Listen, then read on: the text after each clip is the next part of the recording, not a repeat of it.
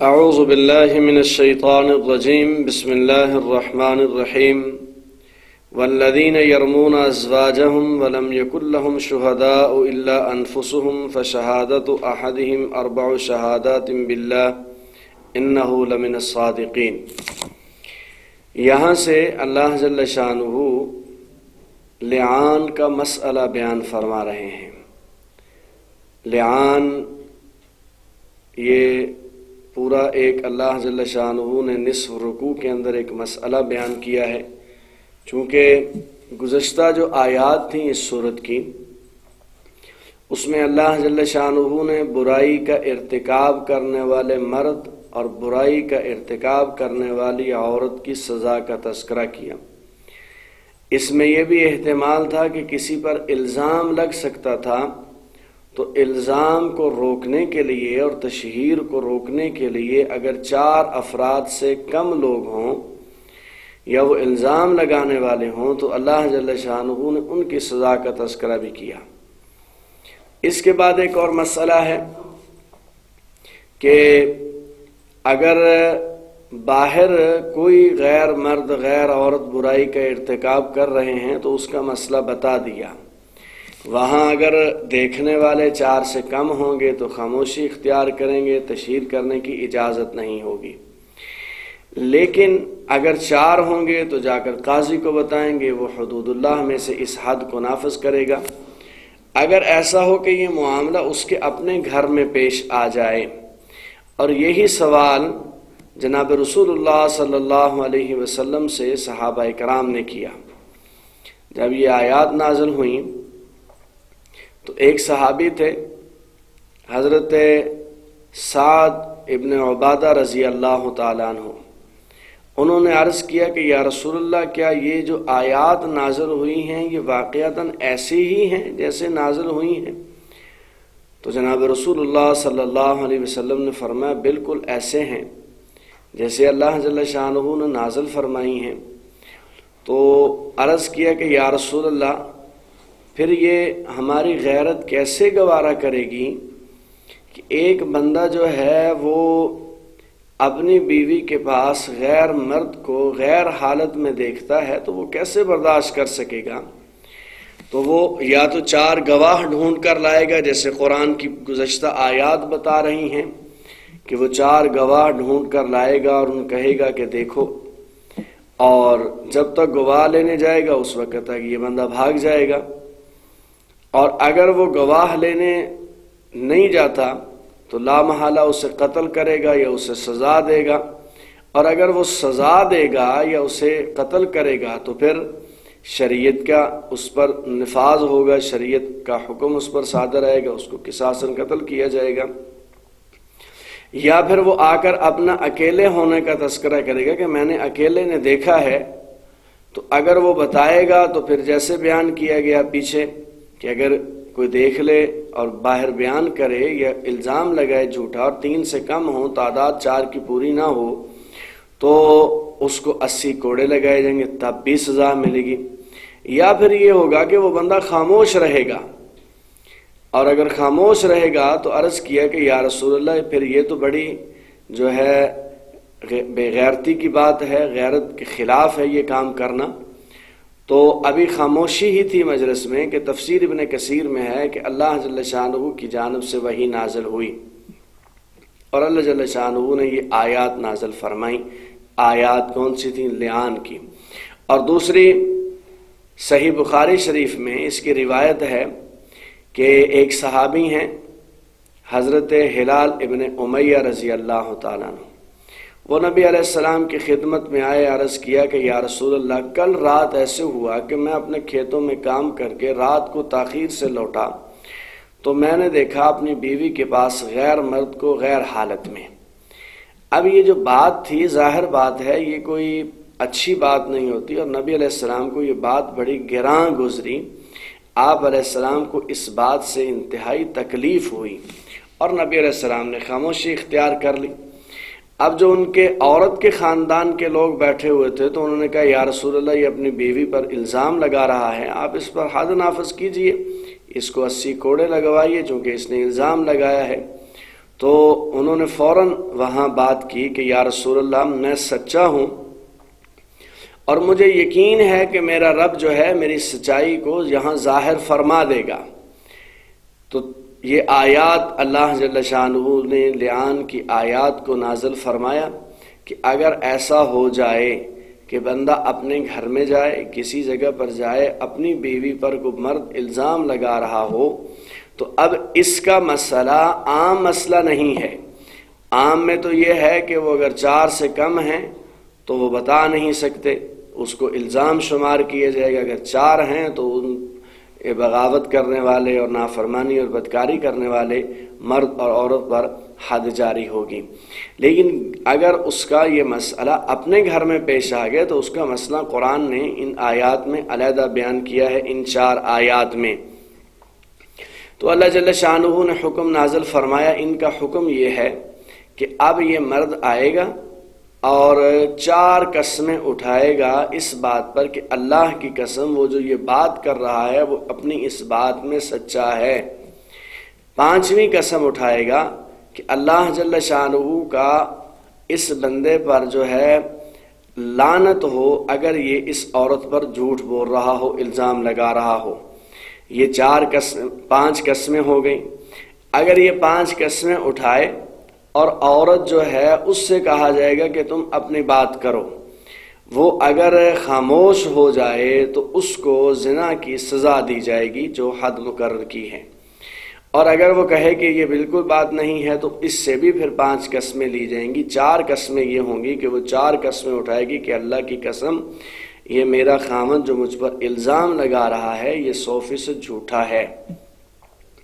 اور 5ویں قسم اٹھائے گی کہ اگر یہ سچا ہو تو مجھ پر اللہ کا غضب نازل ہو۔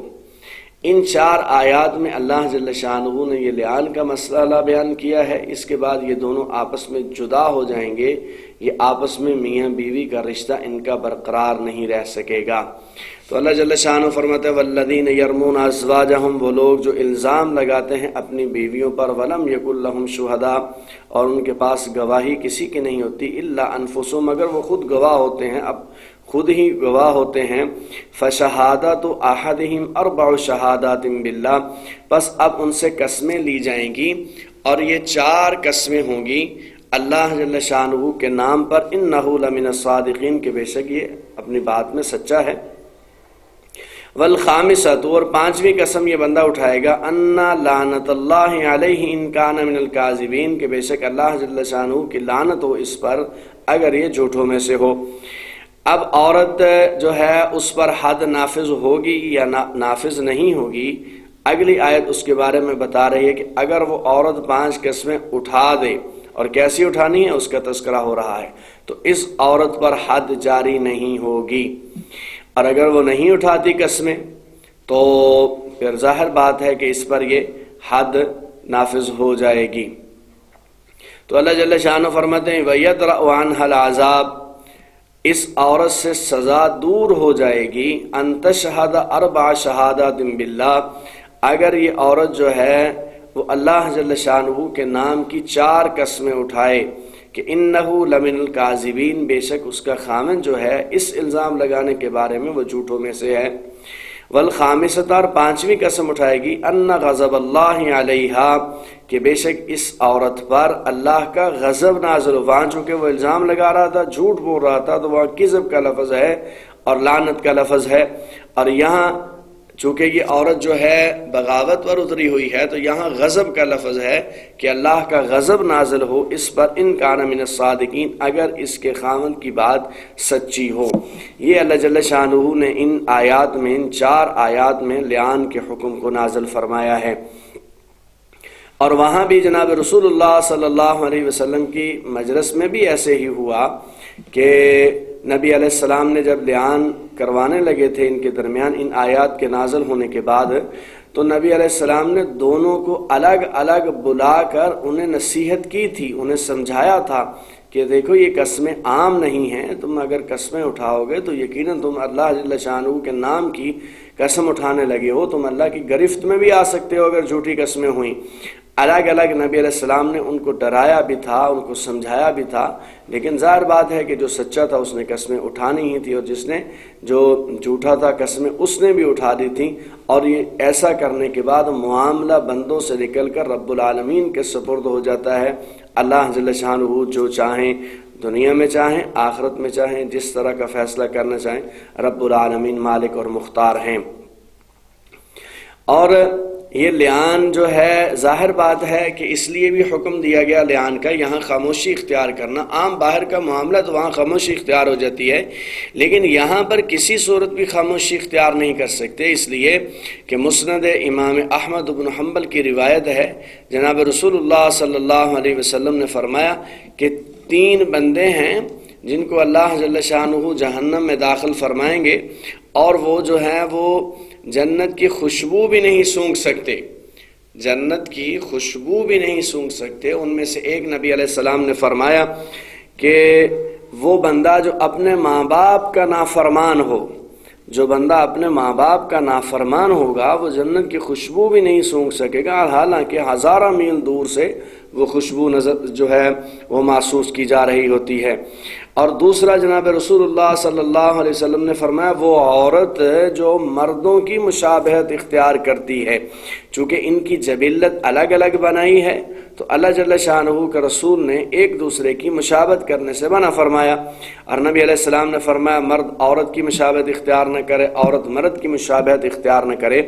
تو جو عورت مردوں کی مشابہت اختیار کرتی ہے تو اس کے بارے میں بھی نبی علیہ السلام نے فرمایا،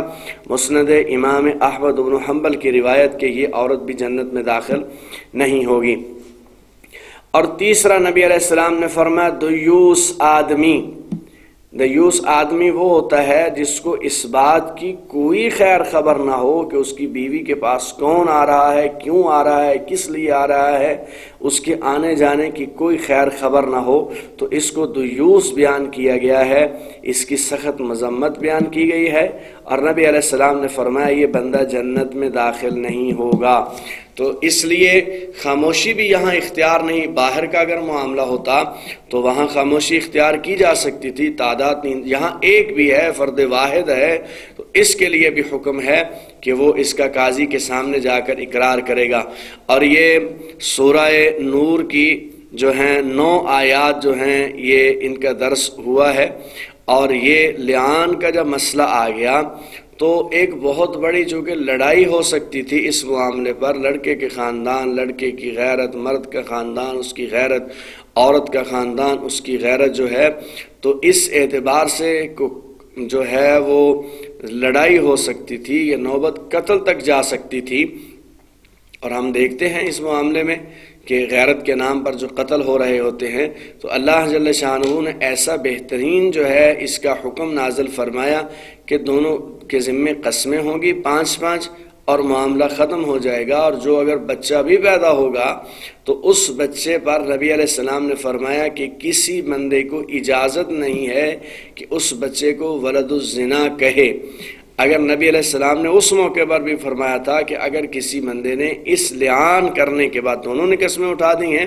تو یہ ضروری تو نہیں کہ اس مرد ہی سچا ہو عورت جھوٹی ہو، کبھی اس کے برعکس بھی ہو جاتا ہے۔ تو نبی علیہ السلام نے فرمایا کہ اگر کسی نے اس پیدا ہونے والے بچے کو حرامی کہا، ولد الزنا کہا، تو میں اس پر بہتان لگانے کی جو حد ہے 80 کوڑے میں اس پر حد جاری کروں گا۔ تو اس لیے اللہ جل شانہ نے یہ ایسا ایک جو ہے حکم نازل فرمایا، ایسا فیصلہ نازل فرمایا جس سے بہت ساری لڑائیاں جو تھی وہ ختم ہو سکتی ہیں۔ اور آخر میں اللہ جل شانہ نے 10ویں آیت میں فرمایا وَلَوْلَا فَضْلُ اللَّهِ عَلَيْكُمْ وَرَحْمَتُهُ وَأَنَّ اللَّهَ تَوَّابٌ حَكِيمٌ۔ یہ سارا کا سارا اس لیے ہوا ہے کہ اللہ جل شانہ کا فضل ہے۔ اگر اللہ جل شانہ کا فضل تمہارے اوپر نہ ہوتا اور اللہ کی رحمت تمہارے اوپر نہ ہوتی تو اس میں جملہ محذوف ہے کہ یقیناً تم لوگوں کی آپس میں بڑی لڑائیاں ہوتی اور بڑا اختلاف ہوتا اور بڑا تمہیں نقصان اور خسارہ اٹھانا پڑتا۔ وَأَنَّ اللَّهَ تَوَّابٌ حَكِيمٌ، اور بے شک اللہ جل شانہ توبہ بھی قبول کرنے والے ہیں اور حکمت والے ہیں۔